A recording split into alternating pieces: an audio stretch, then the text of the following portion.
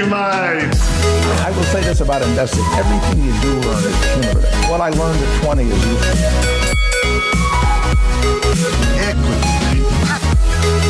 Welcome to another episode of Equity Mates, a podcast that follows our journey of investing. Whether you're an absolute beginner or approaching Warren Buffett status, our aim is to help you break down your barriers from beginning to dividend. My name is Bryce, and as always, I'm joined by my equity buddy, Ren. How are you going? I'm very good, Bryce. I'm looking forward to this episode. We've done a couple of industry deep dives recently. They're a lot of fun, and now we're going to venture into an area that is well outside my circle of competence, the fashion and clothing industry. Yes, we're going to be doing a deep dive on clothing here, apparel and accessories. Not footwear, but... not accessories. Anyway, you're right, Ren. It's not without... you're not in your circle of competence at all. Unless we're talking about black shirts with Equity Mates logos, that is right in my wheelhouse. That is right in your wheelhouse. You're right. So we're going to get stuck in. We're going to talk about the industry. We're going to establish the stats, talk about how big it is, a couple of quick fire questions. And then, trends, and then obviously finish, as we always do, with how you can invest in the industry.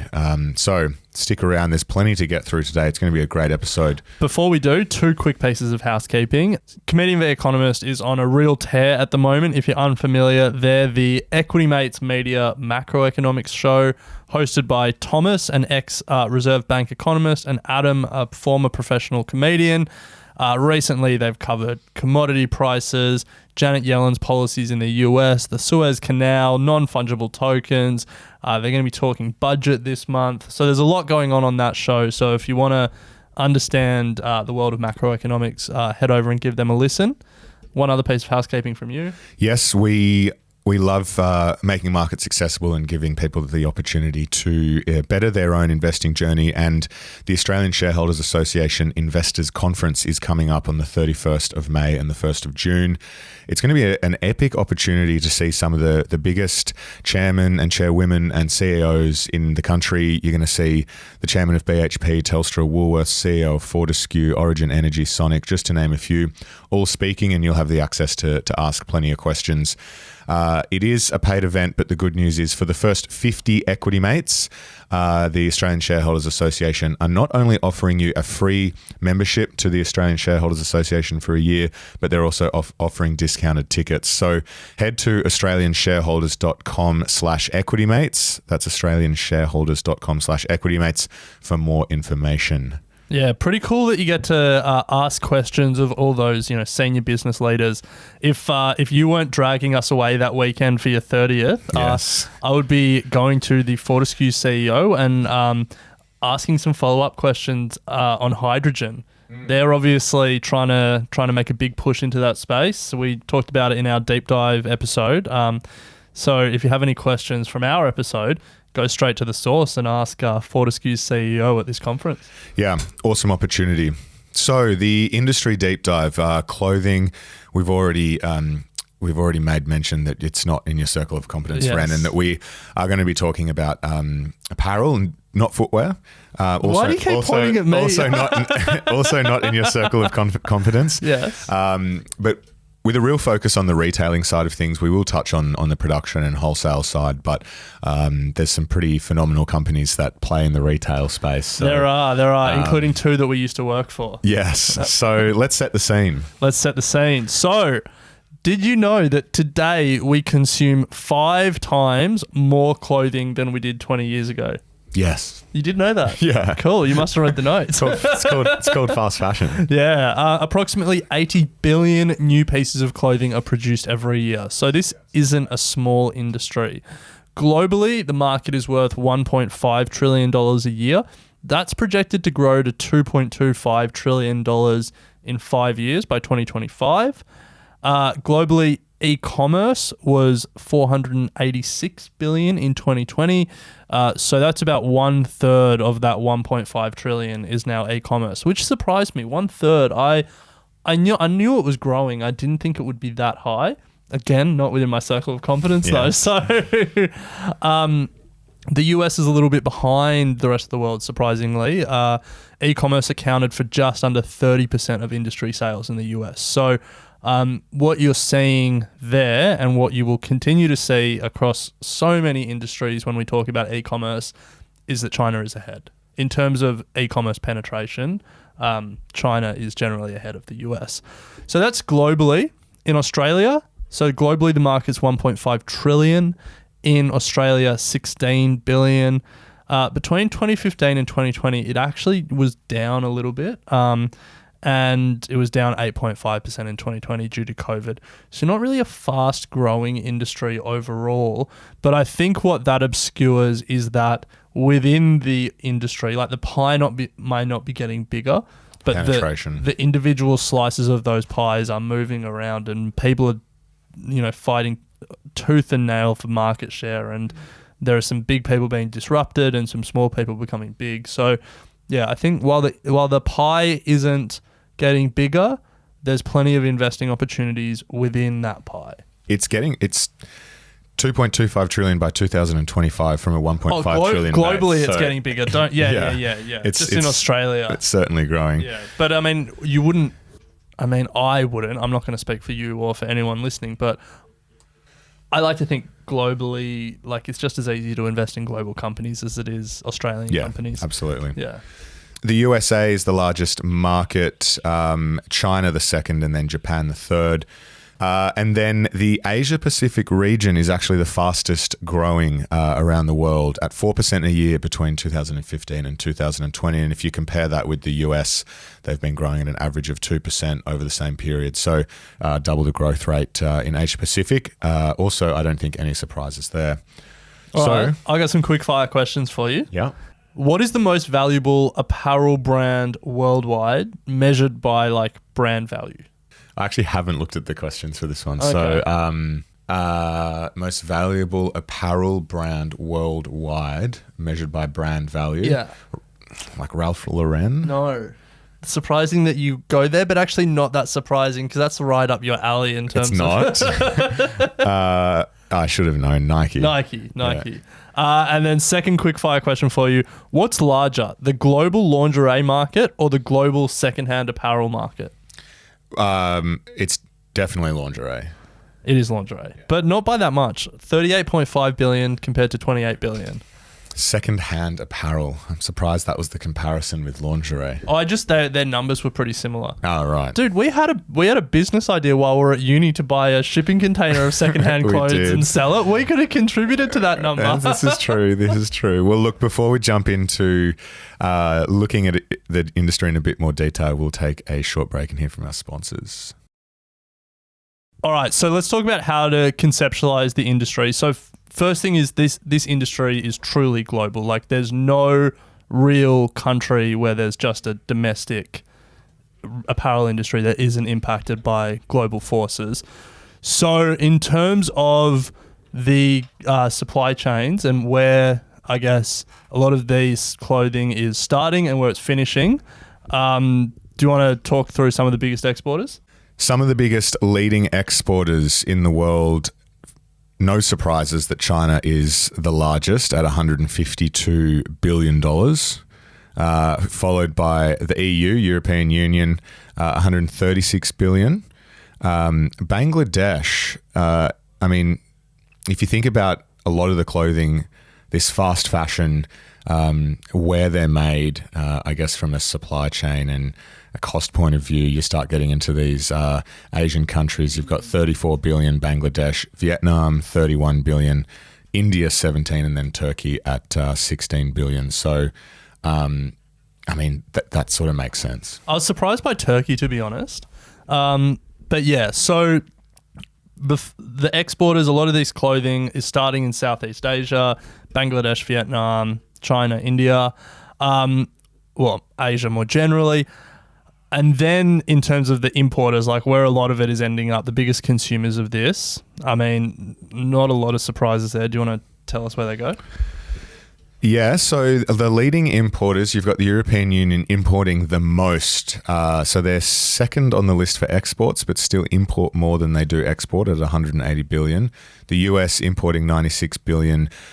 followed by Japan, the UK, China and Hong Kong importing 11 billion, and then Canada and South Korea, all equal when it comes 11. to 11 billion. So, interesting that the EU are at the top of that. I would say that the EU they're exporting, so their second biggest exporter. It would be a lot of that high value, those like high fashion European brands, France, Italy, that kind of stuff. And a lot of that export would be going to either the US or China. But then the fact that they're top of the imports as well would be a lot of the lower value, not so much branded stuff being made in especially Asia and then being imported back in, how I'd expect those trade flows. So first thing in terms of how we're talking about conceptualizing the industry is it's characterized by global supply chains. With global supply chains come global companies, and with what this business or this industry, I guess, is really characterized is by these global companies becoming conglomerates and really rolling up brands. If you think about most of the brands that you're aware of, that you're buying on shelves, likelihood is that they're not a standalone company, that they're part of a fashion and clothing conglomerate. We've got a list of some of the major companies, and actually some of the companies that you can invest in, and some of the brands that they own.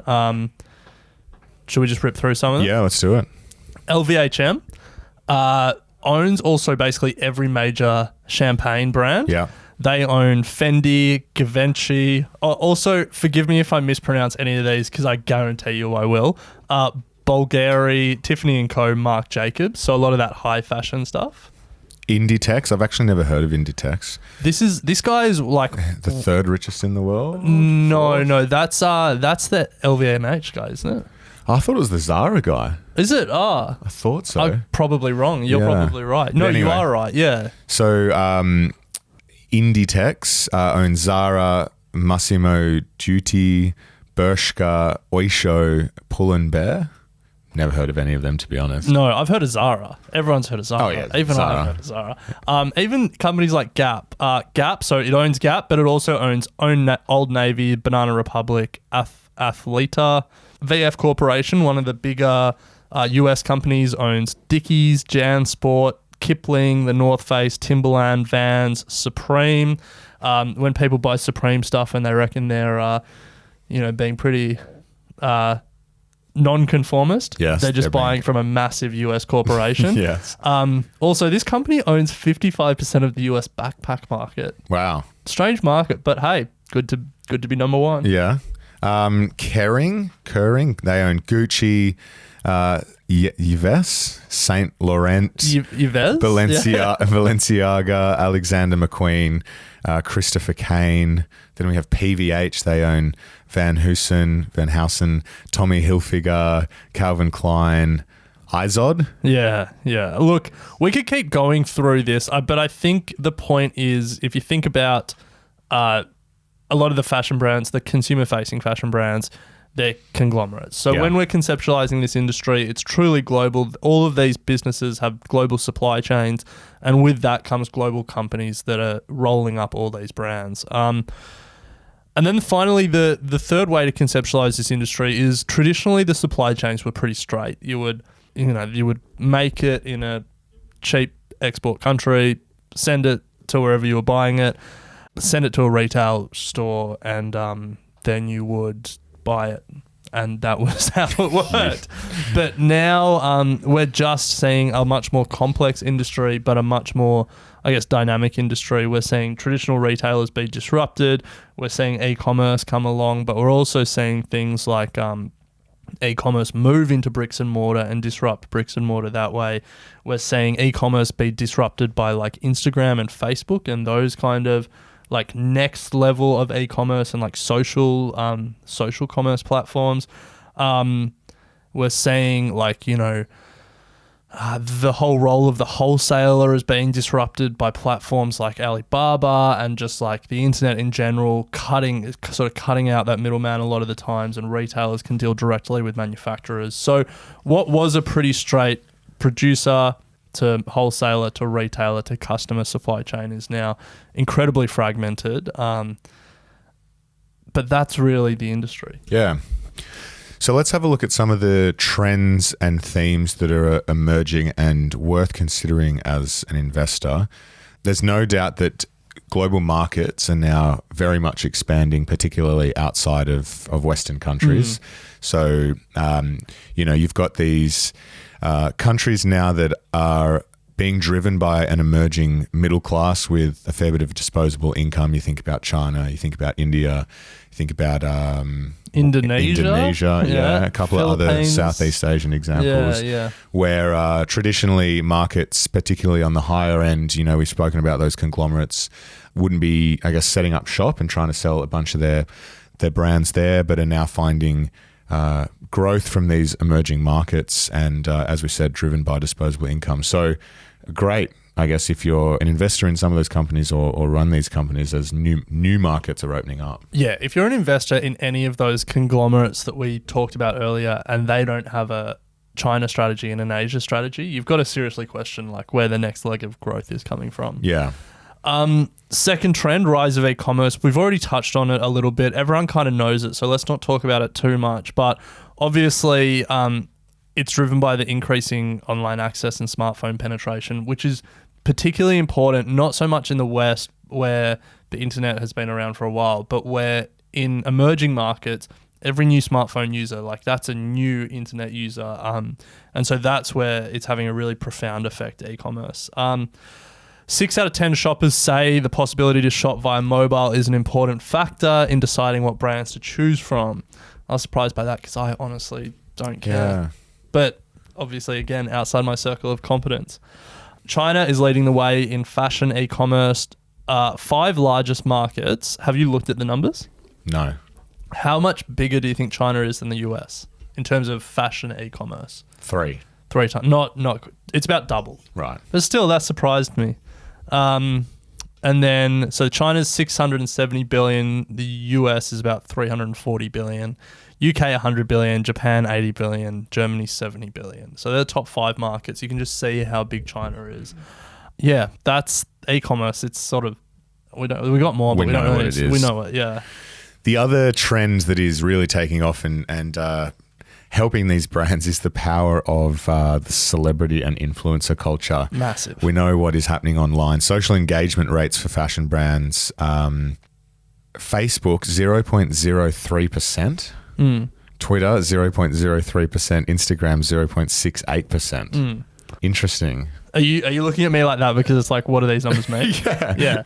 It's is it Statista? Yeah. They did a thing. They looked at the amount of posts that fashion brands were posting on these platforms, and then the level of engagement with these posts.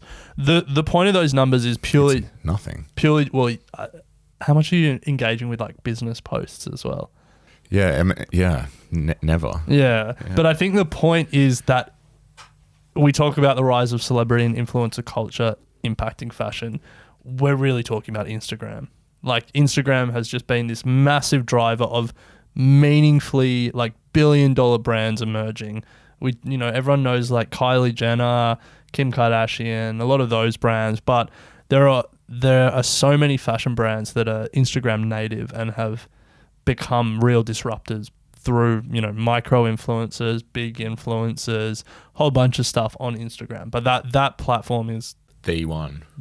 It'll be interesting to see where TikTok is in a few years. Yeah. Relative. If TikTok they may already do, but if they had a swipe up to shop, surely it's coming. Surely. If it's not, it'll come. Now that they've heard this, it'll come. Equity mates bump. I guess a good example of that, Ren, is the Fashion Nova. It's the fastest growing women's apparel brand.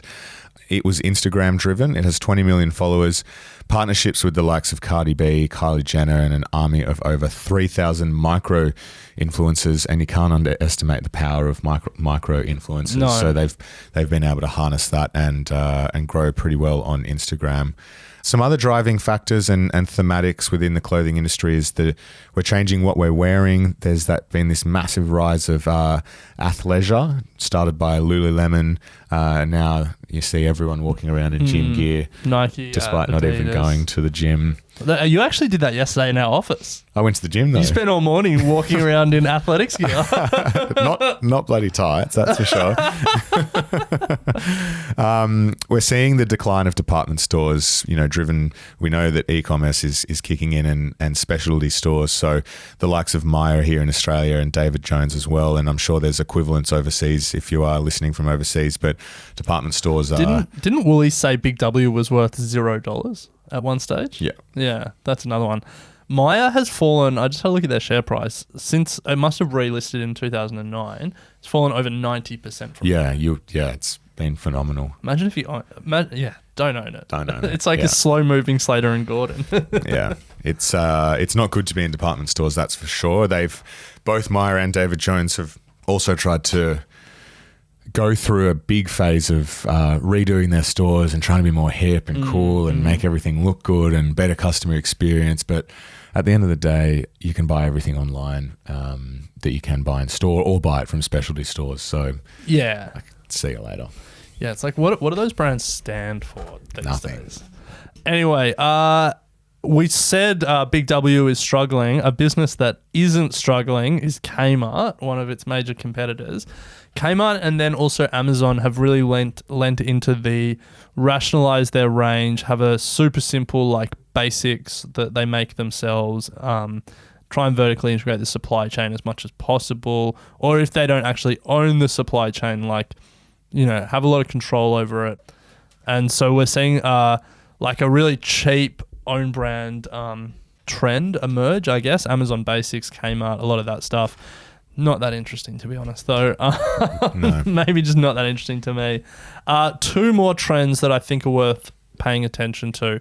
So the first one is the business model innovators, and we're seeing that in a number of different spaces. Through COVID, we have seen the rise of like smart fitting technology and at-home virtual fittings and a whole bunch of stuff to try and replicate the best bits of the in-store experience to e-commerce. We're also seeing businesses like InStitchu in Australia, a bunch of others who are like looking at these global supply chains and saying, how can we do it better? How can we strip costs out? How can we give a better customer experience? InStitchu, for example, have been like, there's all these tailors over in Asia that if we cut out a lot of the sort of middleman company, we can get stuff delivered to Australia cheaper than the major brands, but still give a tailor like custom suit and stuff like that. So there are other business model innovators that are looking at these somewhat inefficient supply chains and saying, how can we do it better? Or looking at these brands and saying, how can we disrupt them? So it's a pretty interesting business because it's, in many cases, it's very low margin and it's incredibly cutthroat. If you're interested in business model innovation as a form of disruption, it's a really interesting industry to watch. Last one, this is one that I'm particularly interested in from a sustainability perspective. The move to fast fashion and then the rejection of that and the embrace of, I guess, ethical or slow fashion. So Zara, H&M, those kind of brands they are fast fashion. They change their lines every 6 to 8 weeks rather than a traditional retailer which would have seasons of clothing. And that was an incredibly powerful business model to get customers to come back in the store over and over again. What's new? And also to pull underperforming lines really quickly. But it's an incredibly resource intensive and wasteful business model. I've pulled some numbers. So did you know this? I had no idea. Fashion industry accounts for 8 to 10% of overall greenhouse gas emissions. Wow. Yeah. That's what globalized supply chains do, I guess. They also the apparel industry is also the world's second largest consumer of water. Again, I was surprised. And the fashion industry is accountable for 24% of insecticides used globally and 11% of pesticides used globally. Not a great industry. No, well, just a massive industry. Polluter. Resource intensive. But also a lot of waste is created. So all that resource is used in the input side, water, insecticide, pesticide to keep, like cotton and stuff growing well.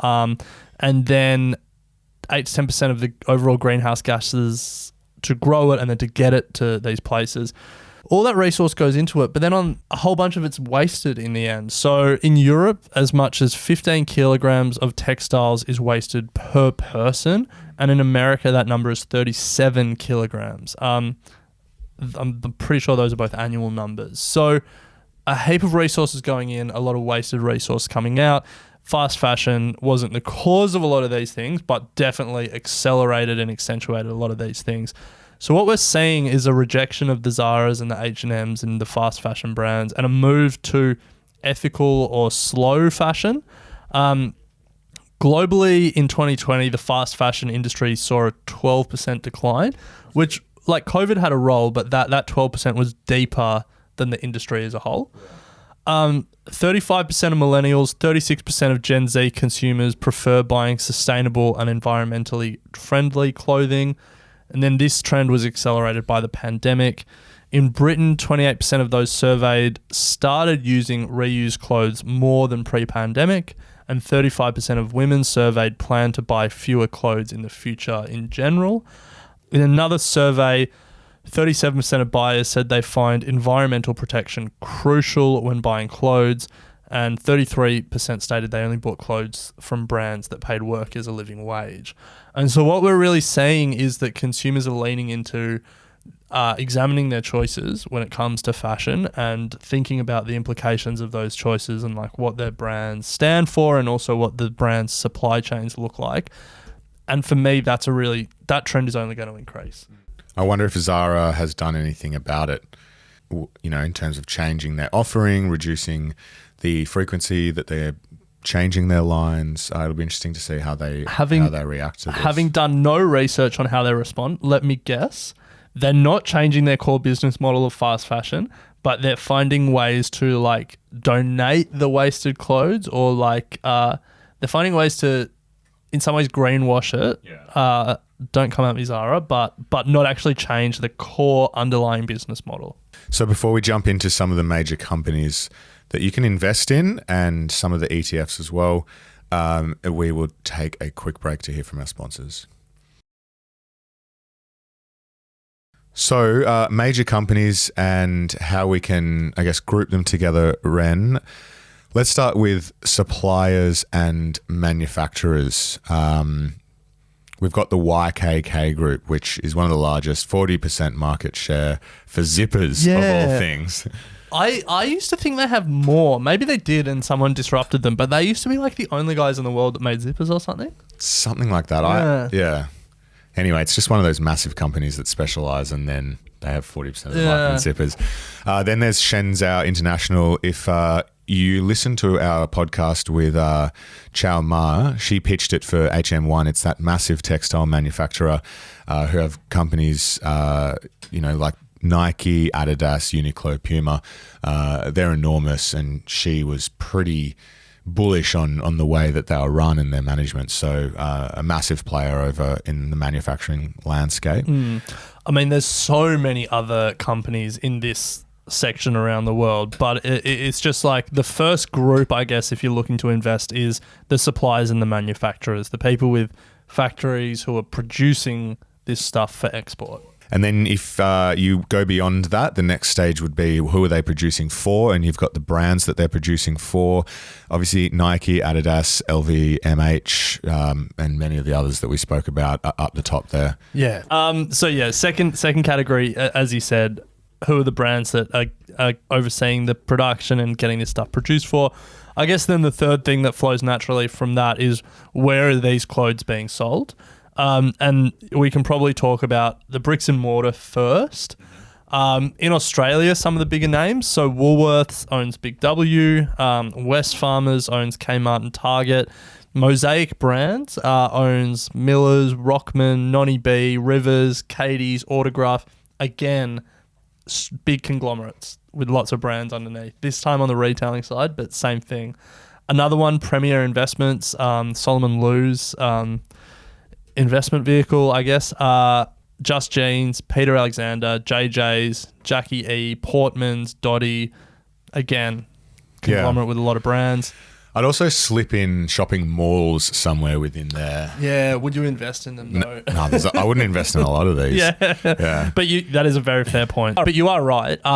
Shopping malls is a good one to include in that. I mean, the main one is Westfield, and that's... I can't even remember it. It's Uniball, Rodamco, Westfield. Yeah, that's it.